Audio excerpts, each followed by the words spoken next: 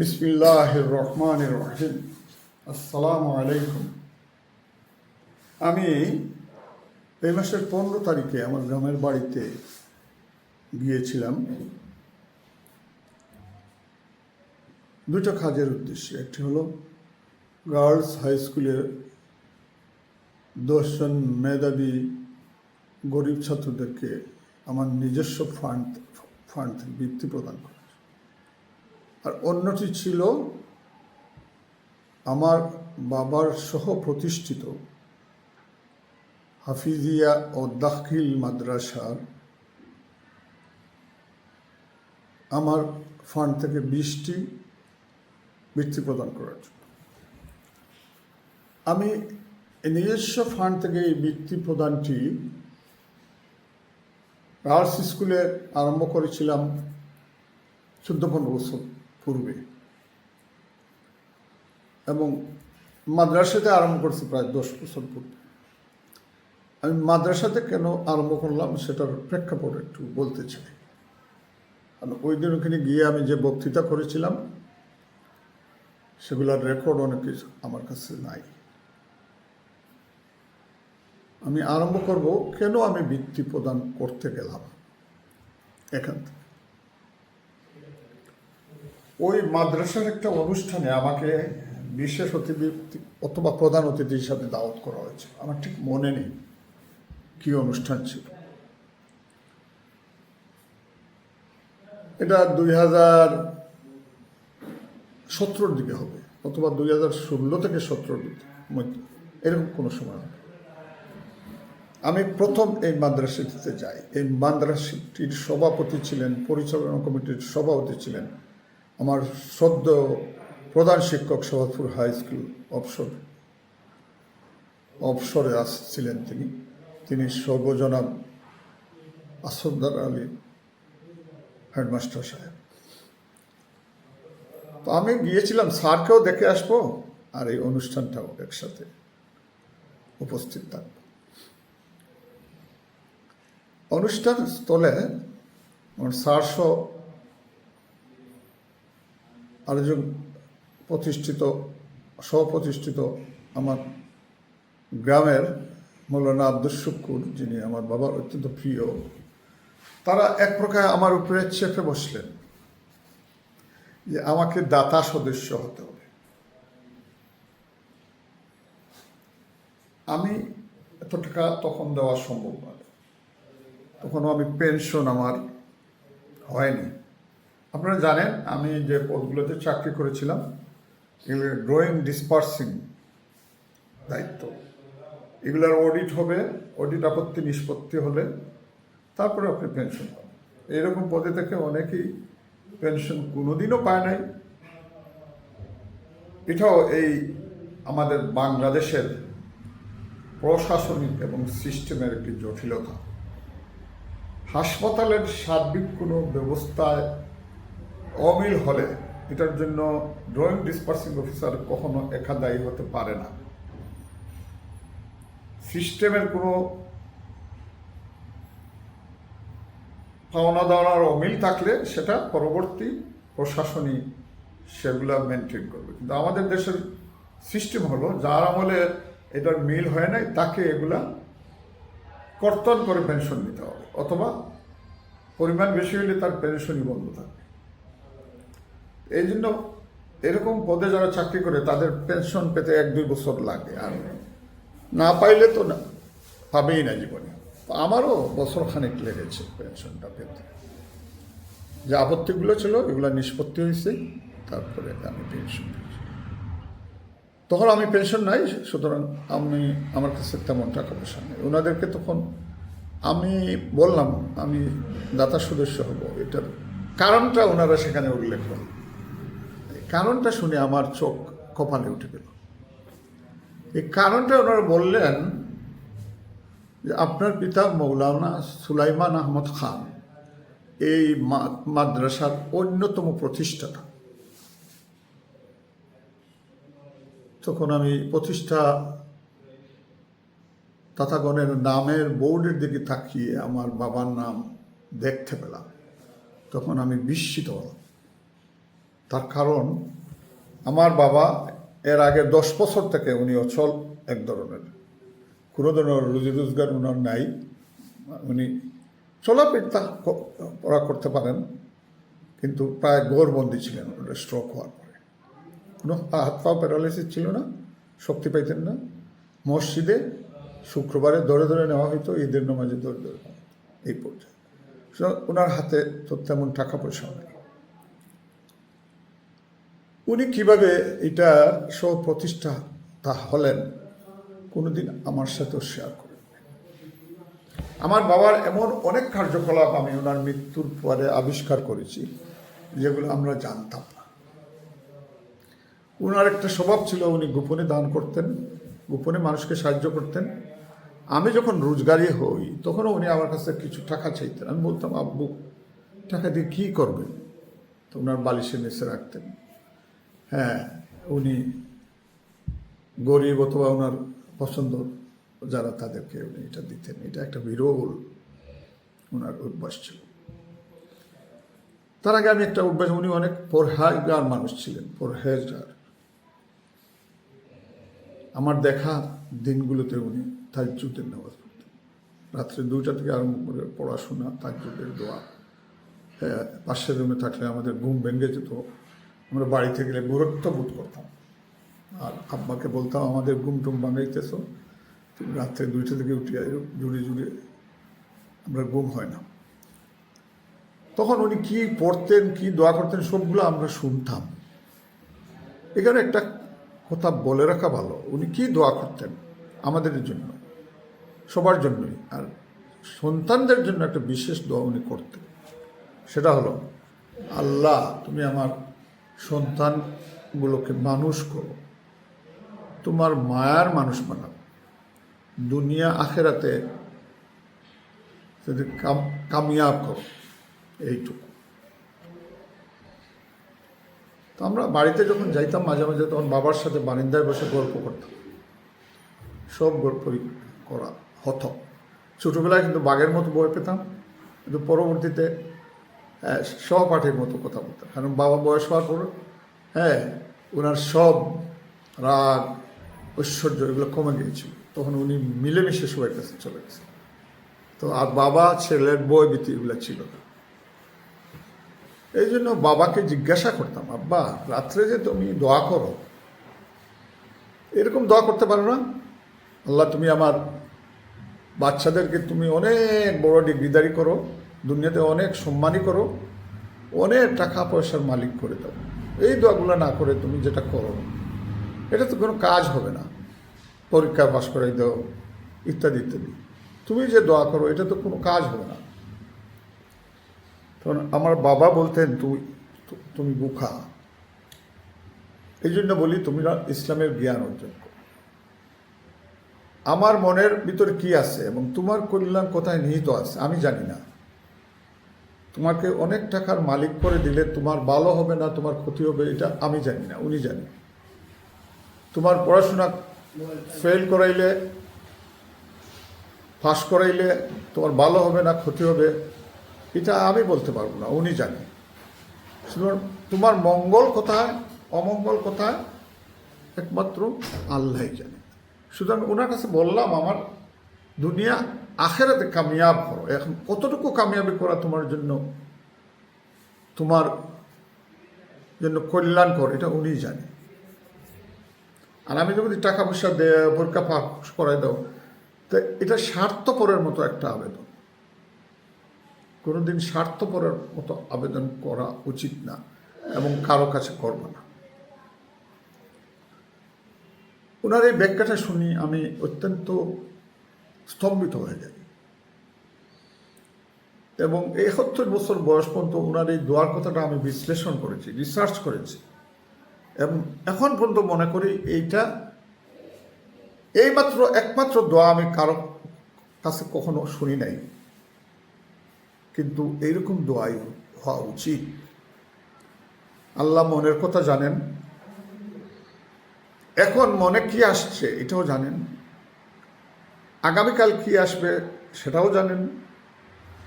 সুতরাং আমার ব্যথা বেদনা, আমার অভাব অনটন, আমার অভিযোগ, আমার আবদার আমি মুখে না বললেও আমার আল্লাহ জানে। আল্লাহ কবুল করতে চাইলে, এবং কবুল করবেন না কেন, মুখে কিছু বলতে না পারলেও আমার প্রয়োজনটা আমার মনে মনে রেখে যদি আল্লাহ আল্লাহ বলি, আল্লাহ আল্লাহ বলি, তাও আল্লাহ কবুল করবে। আর একটা কথা আমি আপনাদেরকে বলতেছি, হয়তো আপনারা শুনে অবাক হবেন অথবা একমত নাও হতে পারেন।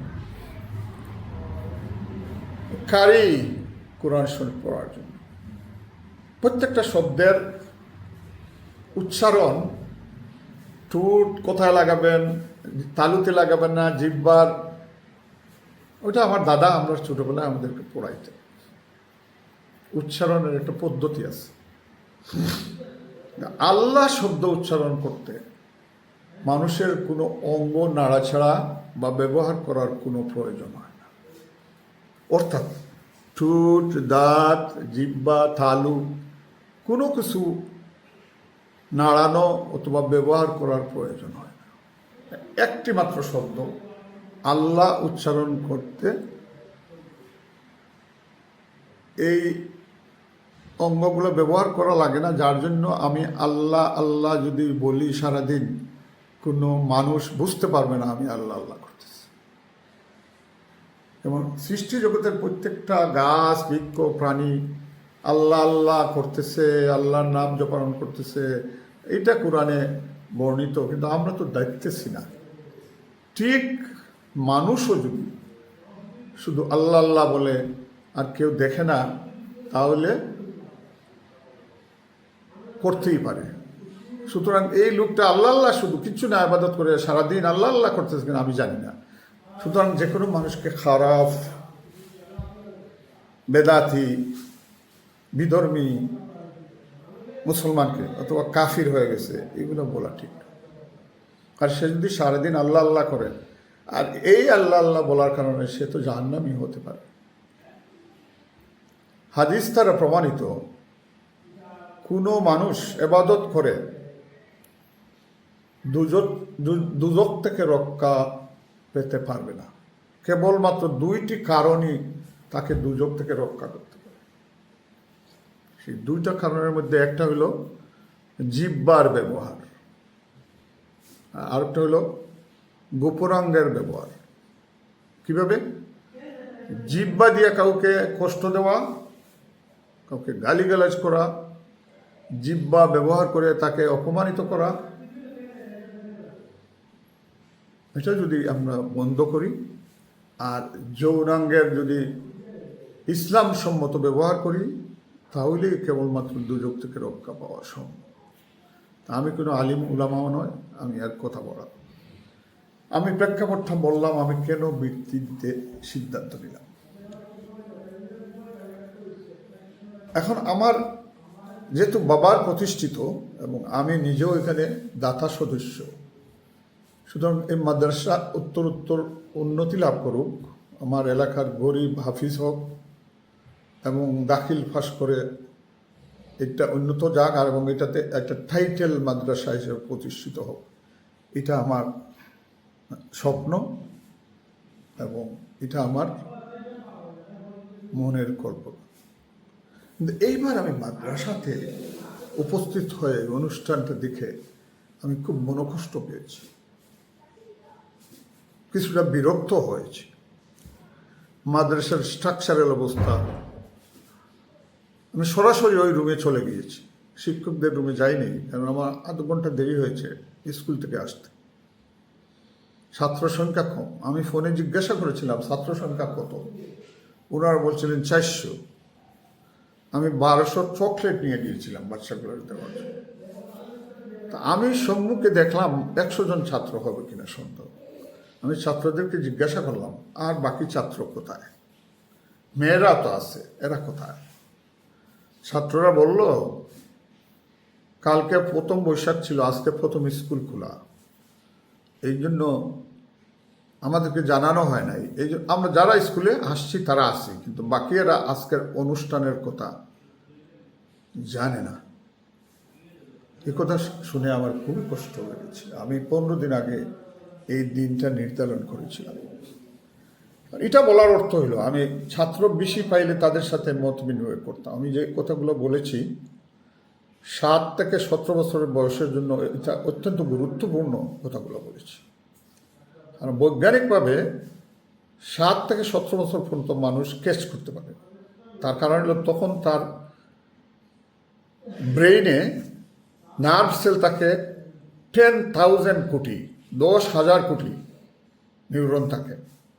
আস্তে আস্তে বয়স বাড়ার পরে এটা কমে যায়, যেমন আমার এখন 6-7 হাজার আছে।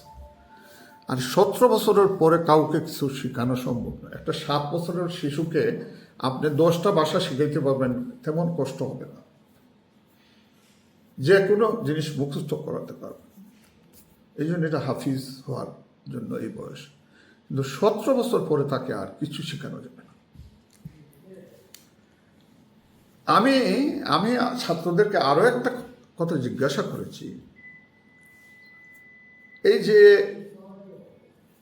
যারা এতিমখানায় হিফজ করে, আমি অনেক মাদ্রাসায় গেছি, দেখেছি অনেক গরিব হাফিজ।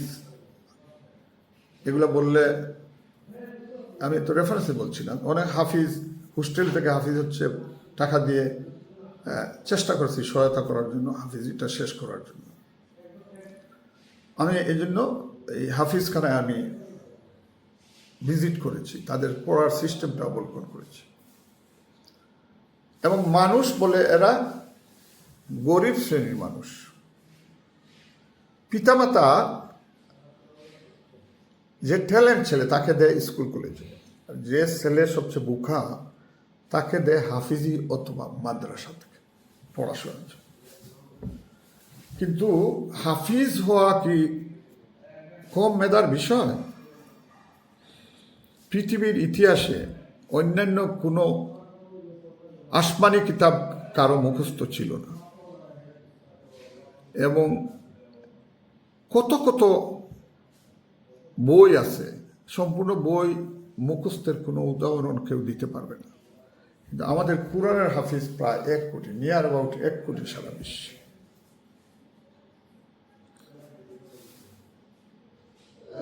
বিধর্মীরা, সমাজবিজ্ঞানীরা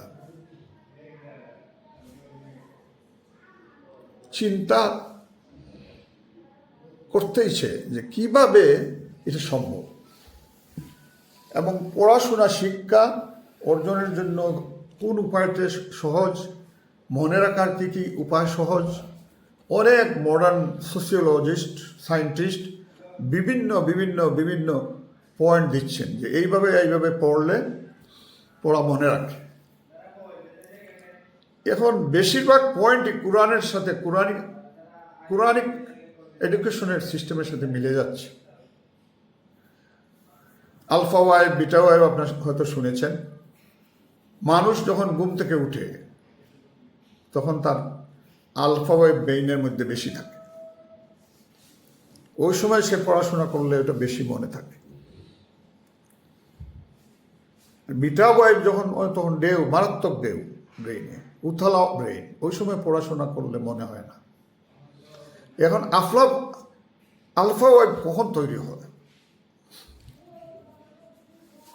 আর্লি স্লিপের পরে 6 থেকে 8 ঘন্টা ঘুমানোর পরে, ঘুম থেকে উঠার পরে আলফা ওয়াইভ ব্রেইনে তৈরি হয়।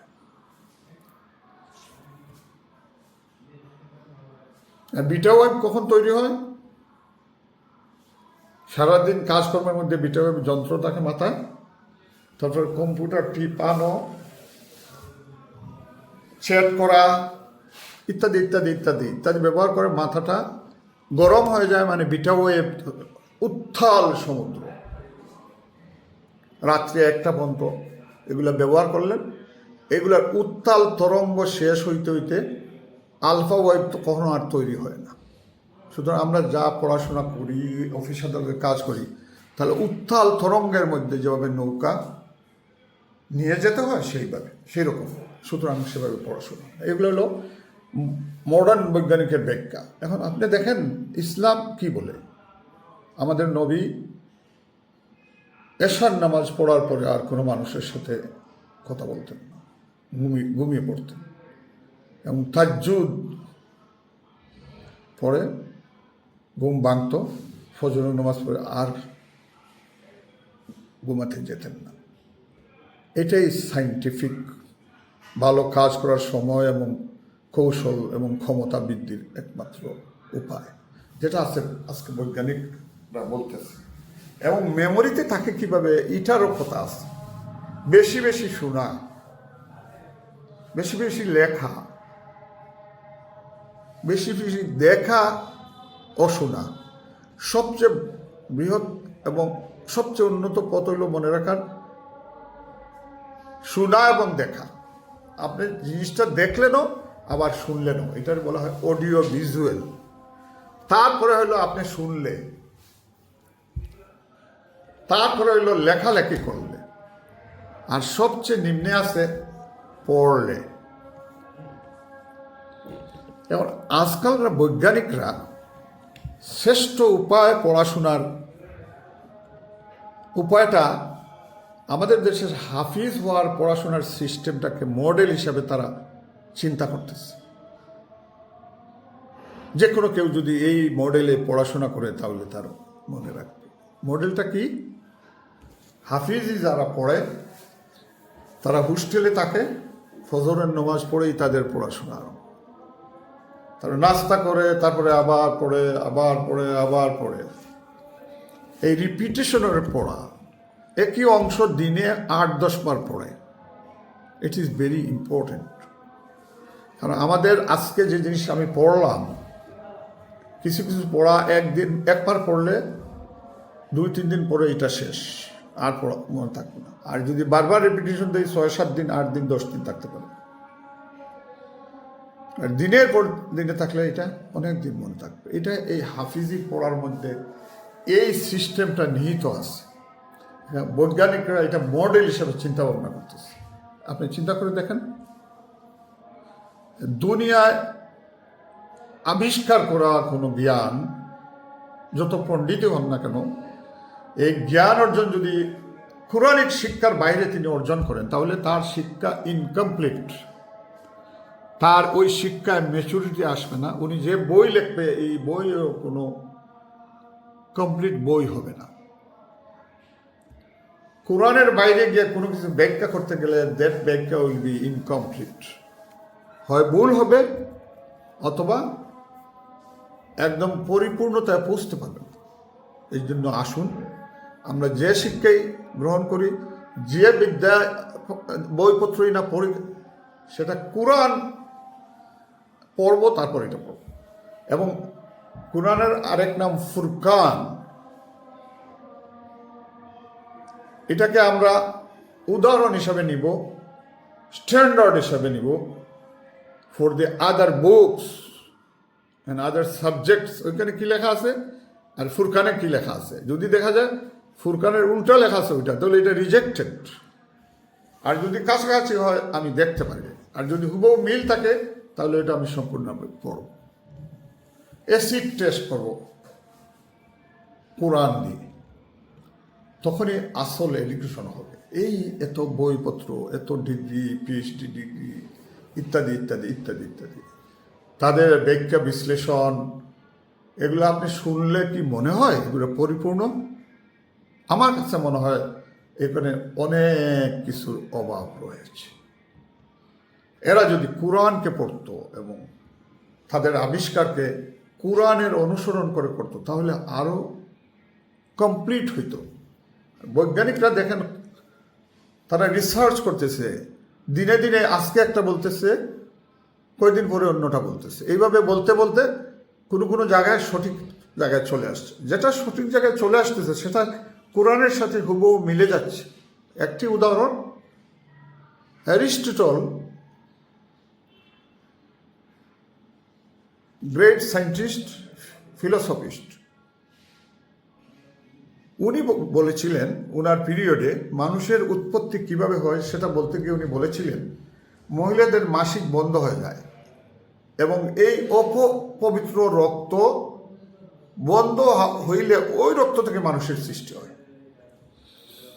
এটা 200 বছর পর্যন্ত, আজ থেকে 200 বছর পর্যন্ত মানুষের এই বিশ্বাস ছিল। পরে কিন্তু এই বিশ্বাস ভেঙে গেছে। এখন বৈজ্ঞানিকরা বলতেছে না, এটা পুরুষের স্পার্ম এবং মহিলাদের ওভাম মিশ্রিত হয়ে জরায়ুতে জাইগোটের তৈরি হয় এবং জাইগেট বৃদ্ধি পেয়ে পেয়ে বিভিন্ন স্টেজ অনুসরণ করে তারপরে একটা পূর্ণ মানুষ আকৃতি দান করে, তারপরে জন্মগ্রহণ করে। এই 200 বা 150 বছর আগে বিজ্ঞান যেটা আবিষ্কার করেছে, আপনারা শুনে অবাক হবেন। 1500 বছর আগে যে কুরআন মজিদ নাজিল হয়েছে, সেই কুরআন মজিদের প্রথম বাণীর মধ্যে এটা লেখা আছে, ইকরা বিইসমি রাব্বিকাল্লাযী খালাক খালাকাল ইনসানা মিন আলাক ইকরা বিরাব্বিকুমুল আকরাম আল্লাযী আল্লামা বিল কলম আল্লামাল ইনসানু মা লাম ইয়ালাম। এই আলাকের নাম জাইগোট, ইংলিশে এটারে জাইগোট বলে।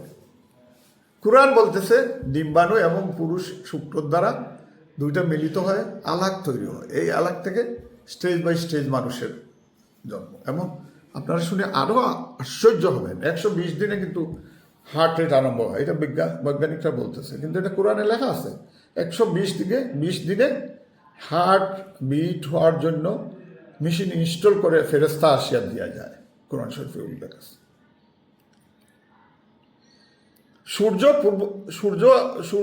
পৃথিবীর চতুর্দিকে সূর্য ঘুরে না, সূর্যর চতুর্দিকে পৃথিবী ঘুরে। এটাও 200 বছর আগে কোরআনের কথা মতো এখন বৈজ্ঞানিকরা বলতেছে, আগে উল্টা বলতো। এগুলো অনেক কিছুই কোরআনের বিরুদ্ধে বলতো, এখন কোরআনের কথার সাথে মিলে যাচ্ছে তাদের আবিষ্কার। ডারউইনের থিওরি, তারা বানর থেকে আমাদের জন্ম, এটা একটা হাইপোথেসিস। কত পাগল না হইলে এরকম কথা বলতে পারে? অথচ বানর একটা অন্য জাতি, প্রজাতি। আল্লাহ তাদের গুনার জন্য তাদেরকে ধ্বংস করে না করে তাদেরকে বানর বানিয়ে দিয়েছে। আর সৃষ্টি আমাদের ধর্ম অনুযায়ী আমরা আদমের থেকে আমাদের সৃষ্টি। আদমের আগে কোনো মানুষ জাতি ছিল না, তাহলে বানর আর অ্যামিবাতে কীভাবে? যাই হোক, এটা এই হাইপোথেসিসটা এখন আর আউট। পৃথিবী কীভাবে উৎপন্ন, যেমন বৈজ্ঞান বলতেছে 1 বিন্দু থেকে বিস্ফোরণের ফলে পৃথিবী আবিষ্কার হচ্ছে, কোরআনও তাই বলতেছে। এবং এই কেন্দ্রবিন্দুটা কাবাগর, দি সেন্টার। এবং বৈজ্ঞানিকরা এখন দেখতেছে যে দুনিয়ার এই পৃথিবীর কেন্দ্রবিন্দু কাবাগর।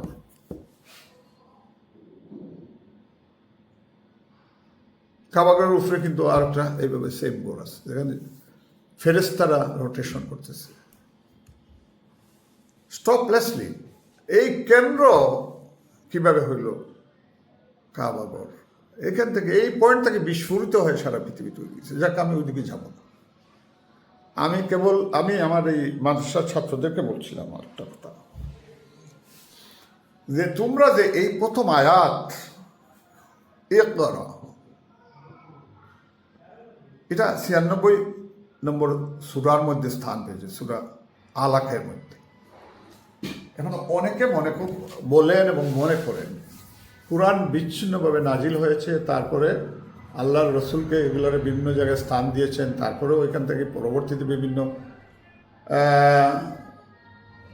খালাফায়ে রাশিদিন এটা করে উসমানের সময় গিয়ে এটা পুরাপুরি লাইন আপ হয়েছে। এই কথাটা ঠিক নয়। কুরআন আস্থা নাজিল হয়েছে, লাহু মাহফুজ থেকে কুরআন নবুয়তের আগেই পৃথিবীতে চলে আসছে। লাহু মাহফুজে যে কুরআন লেখা ছিল, এই হুবহু কুরআনই আমাদের কাছে আছে। এখন প্রেক্ষাপট, এখন পরিস্থিতি অনুযায়ী আল্লাহ আয়াতগুলা নাজিল করেছে, কিন্তু লেখা এক জায়গায়, আয়াত নাজিল করছে শেষের থেকে, আবার কোনো জায়গায় মধ্যখান থেকে, ইত্যাদি ইত্যাদি। প্রথম আয়াতের অর্থ হলো ইকরা, পড়ো। কি পড়বে? আল্লাহ রসুল বলছে আমি পড়তে জানি না, 3 বার বলছে, তারপরে পড়তে পারছে। এরপরে পুরো কোরআন শরীফ সব ওহী যেগুলো উনি মুখস্থ, উনি অনেকটা মুখস্থ করাইছে, আবার সাহাবীদেরকে শুনাইছে। আমার কথা হলো, এই পড়া মানে কোরআন পড়ো। এখন কোরআন পড়ো মানে ইবাদত করবা, নামাজ রোজা পড়বা, হজ যাকাত দিবা, হ্যাঁ, তসবিহ তহলিম করবা, জাকাত দিবা। এই এই শিক্ষা অর্জন করবো, তাই তো? জি না, জ্ঞান অর্জন করা ফরজ। হাদিস আছে, প্রয়োজনে তুমি চীনে যাবে, প্রয়োজনে চীনে যাবে। চীনে কি শিক্ষার জন্য যাবে? সেখানে কি ইসলামী শিক্ষা হয়? সেখানে তো কোনো মুসলমান ছিল না, মাদ্রাসাও ছিল না। তাই তাদেরকে বলছি, তোমরা কোরআন শিখতেছ, কোরআন মুখস্থ করতেছ, হ্যাঁ, এটা যেমন শিক্ষা, জাগতিক অন্য শিক্ষা, ডাক্তারি, ইঞ্জিনিয়ারিং, এমনকি মুসিগিরি, জুতা সিলাইগিরি, সুইপার যারা, তারা কিভাবে সুইপিং করতো এগুলো শেখায়, এগুলোও ফরজ। আপনারা বলবেন আমি মুশরিক হয়ে গেছি, কেউ কেউ বলতেও পারে। এটা আমি সেটার যুক্তি উপস্থাপন করছি। প্রত্যেক জ্ঞান অর্জন করা ফরজ মানুষের। ফরজের মধ্যে দুইটা ফরজ আছে, বাধ্যতামূলক ফরজ, পার্সোনাল লায়াবিলিটি, ফরজে আইন, মানে সামষ্টিক বাধ্যতা, কালেকটিভ রেসপন্সিবিলিটি, তাকে বলা হয় ফরজে কেফায়া।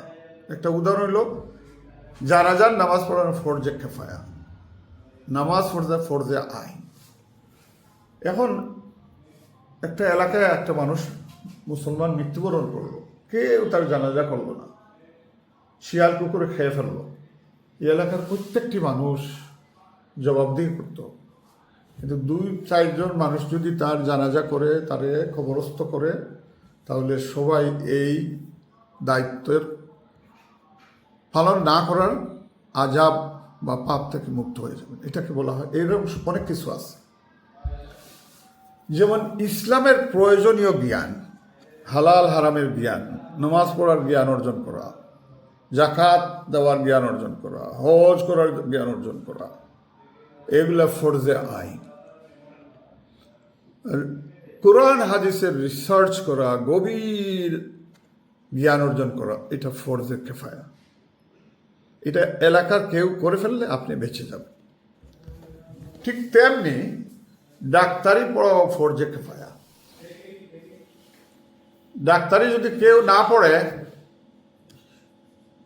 ডাক্তারি কেউ যদি না পড়ে, তাহলে এলাকার সবাই দায়ী হবে। তার কারণ হলো চিকিৎসা, মানুষের চিকিৎসা করতে হবে। অসুখ বিসুখ তো আল্লাহ দিবে, কোরআন হাদিসে আছে, এবং চিকিৎসা করা আপনার দায়িত্ব।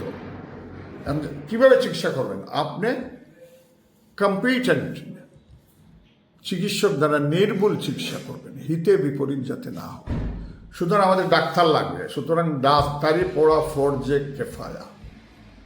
আমি আল্লাহর রহমতে 4 নম্বর উত্তর শাহবাজপুরের প্রথম ফরজে কেফায়া পালনকারী MBBS ডাক্তার।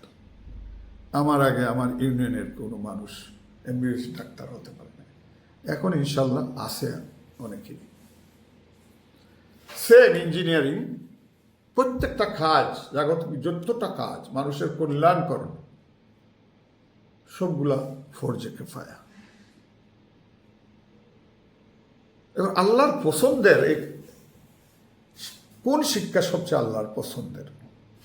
এটা 2-1টা কথা বলে আমি শেষ করব, কারণ ভিডিওটা বেশি লম্বা হয়ে যাচ্ছে। আল্লাহর সবচেয়ে পছন্দের 1 নম্বরে আছেন যারা ধর্মর জ্ঞান লেখাপড়া করে, মানে মাদ্রাসায় আপনারা যারা লেখাপড়া করেন। খালি লেখাপড়া করলেই আপনি 1 নম্বরে যেতে পারেন। গভীরভাবে ইসলামী জ্ঞান অর্জন করবেন, সাথে সাথে আপনি দায়ী হবেন, আপনার এই জ্ঞানগুলা প্রচার করবেন। এটাকে বলে দায়ী। ডক্টর জাকির নায়েক একজন MBBS ডাক্তার হয়ে সে এখন দায়ী হিসাবে প্রতিষ্ঠিত। মানে ডাক্তার ছিল 2 নম্বরে, উনি 1 নম্বরে আল্লাহর পছন্দে চলে গেছে। তারপরে 2 নম্বরে কিন্তু ডাক্তারি, 3 নম্বর 4 নম্বর, এভাবে কোথাও কোনো এভাবে কুরআন হাদিসে এরকম নাম্বারিং করা নেই, কিন্তু বিশেষ বিশেষ বিশ্লেষণে ভিত্তিতে আমি এগুলো বলতেছি। এখন প্রত্যেকটা জ্ঞান অর্জন করা ফরজে কেফায়া। আসুন আমরা এই বিভ্রান্তি থেকে মুক্ত হই। এবং আমি আমার এই মাদ্রাসার প্রিয় ছাত্রদেরকে বলেছি, তোমরা এটার পড়াপড়ি পাশাপাশি অন্য জ্ঞান অর্জন করো জীবিকা নির্বাহের জন্য। এটার উপরে ডিপেন্ড করা ঠিক নয়। এটার উপরে ডিপেন্ড করলে তারপরে তোমরা শিরিক করবা, কবিরা গুনাহ করবা, তাবিজ দোয়া করবা, তারপরে পীর ফকিরের ব্যবসা আরম্ভ করবা। তাই অন্য পেশা জীবিকা নির্বাহের জন্য এডিশনাল পেশা, মডার্ন আইডিয়া হইলো আপনি বড় লোক হইতে হলে ডাইভার্সিটি অফ বিজনেস লাগবে। এক ব্যবসায় বসে থাকলে কখনো আপনি অনেক টাকার মালিক হবেন না। আজকে অনেকে দেখবেন একজন ডাক্তারের অনেক কোটি কোটি টাকার মালিক। এটার পিছনের রহস্য কিন্তু শুধু ডাক্তারি না, ডাক্তারি রুগী দুকে দেখে দেখে অপারেশন করে করে এত কোটি কোটি টাকা তৈরি করা যায়। এটার রহস্য হলো সে যত টাকা রোজগার করেছে তার হাতে আসছে, এটা অন্য জায়গায় বিনিয়োগ করেছে। অনেক হাসপাতালে সে টাকা ইনভেস্ট করেছে, আরো আরো ব্যবসার। আমাদের প্রফেসর খালিক সাহেব আপনারা জানেন হুন্ডির ব্যবসায় টাকা দিয়েছিল। রকিব সাহেব 15 লাখ 20 লক্ষ টাকা, হ্যাঁ, হুন্ডির ব্যবসায়ী উদাও হয়ে গেছে, তার টাকাটা এই হিস্ট্রি হয়তো আপনারা অনেকেই জানেন। ডাইভার্সিটি অফ বিজনেস না থাকলে আপনি কোটি কোটি টাকার মালিক হইতে পারবেন। আপনার যদি ডাইভার্সিটি অফ বিজনেস সততার মাধ্যমে হয় তাহলে তো কোনো অসুবিধা নেই। আর না হলে একটা ব্যবসা সেটা যদি সঠিকভাবে না হয় সেটাও বৈধ নয়, ডাক্তারিও বৈধ নয়। এখন ডাক্তারি করতে গিয়ে যদি আপনি কেরিশমা দেখান, রুগীটারে আমি সুস্থ করে ফেলি তাৎক্ষণিক, তাহলে আমার নামটা চতুর্দিকে ছড়িয়ে পড়বে, তাহলে এটা আপনি মহাপাপী হয়ে যাবেন। স্টেরয়েড নামে একটা ওষুধ আছে, গরু মোটাসোটা করার জন্য এই স্টেরয়েড ব্যবহার করা হয়। আমরা মানুষ মোটাসোটার জন্য অনেক ডাক্তার স্টেরয়েড খাওয়ায়। বিয়ের আগে অনেক মেয়েরা যায়, মা বাবা যায়, আমার মেয়েটা এরকম কাটি শুকনা, বিয়ে হচ্ছে না, আপনি একটু মোটা করে দেন। ডাক্তারে 2 মাস স্টেরয়েড খাওয়াইলো, ফুলে ফেপে মোটা হয়। পরবর্তীতে তার কিডনি নষ্ট, হাড্ডি ক্ষয়, আরো অনেক অনেক অনেক কিছু। এই রুগী তো বুঝতে পারবে না। তা আপনি যে এটা করলেন, এটা কিয়ামতের দিন তো আল্লাহ বাদী হয়ে আপনার বিরুদ্ধে মামলা করবে। আর দ্বিতীয় কথা হলো আপনি ডাক্তারি পড়তে গেছেন, আপনার কে বলছে পড়তে? এটা তো ফরজে কেফায়া। গেছেন যেহেতু ডাক্তারি পড়তে, আপনি ডাক্তারি ভালো করে শিখতে হবে। এখন এই ভালো করে না শেখার কারণে কোনো রুগীর যদি ক্ষতি হয় তাহলে এটা আপনার পাপ হবে। আর যদি রুগী আপনি ভালোভাবে জানেন এবং এটা প্রয়োগ করেন, রুগী ভালো হোক আর না হোক, আর টাকা নেন, তারপরেও এটা সওয়াবের রাস্তায় চলে যাবে। সওয়াব কিন্তু অনেকভাবে হয়। সবাইকে কোরআন অনুসরণ করার জন্য এবং কোরআন বুঝে পড়ার জন্য, কোরআনের তফসির জানার জন্য, সংশ্লিষ্ট হাদিসগুলা বুঝার জন্য আহ্বান জানিয়ে আমি আমার বক্তব্য এখানে শেষ করছি। আসসালামু আলাইকুম ওয়া রাহমাতুল্লাহি ওয়া বারাকাতুহু।